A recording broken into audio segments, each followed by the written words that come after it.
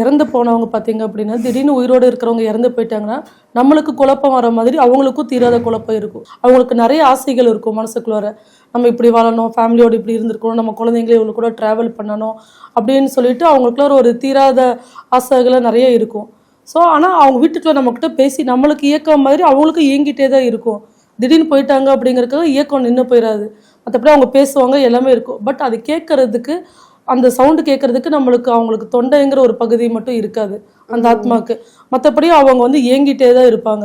இப்போ சில வீட்ல எல்லாம் போய் பார்த்தீங்க அப்படின்னா, யாரோ நம்ம கூட ட்ராவல் பண்ணுற மாதிரியே இருக்குன்னு சொல்லுவாங்க. அதுக்கப்புறம் ஒரு ஒரு இடத்துல பார்த்தீங்க அப்படின்னா, கண்டினியூவாக யாருனாலையும் வாழ முடியாது. இந்த வீட்டுக்கு வந்தாங்க 10 பேர் 10 பேத்துக்கிட்ட காலி பண்ணிட்டு போயிட்டாங்க. அந்த மாதிரி சொல்லும்போது, அந்த பிரேதம் ஒரு கட்டமைப்புக்குள்ள இல்லாமல் அங்கேயும் இங்கேயும் ஒரு அலமோதிட்டே இருக்கும் அப்படின்னு சொல்லுவாங்க தெரியுங்களாக்கா. ஒரு அந்த ஆத்மா வந்து ஆத்ம சாந்தி அடையாம ஒரு கட்டமைப்புக்குள்ள வராம அது இயங்கிட்டே இருக்கும். ஸோ அந்த மாந்திங்கிற ஒரு விஷயம் வந்து மிகப்பெரிய பாதிப்பை ஏற்படுத்தும். எனக்கு ஒரு கிளைண்ட் ஒருத்தவங்களுக்கு கிட்டத்தட்ட 4 இயர்ஸாக வந்து அவங்களுக்கு தீராத வியாதி.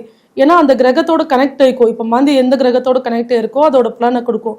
இப்போ சில பேருக்கு லக்னத்தில் மாந்தி இருந்துச்சுன்னு பார்த்தீங்கன்னா அவங்க ஃபினான்ஷியலாக நல்லா இருப்பாங்க, நல்லா அழகு திறமை எல்லாமே இருக்கும். பட் ஃபேமிலி லைஃப் சரி இருக்காது.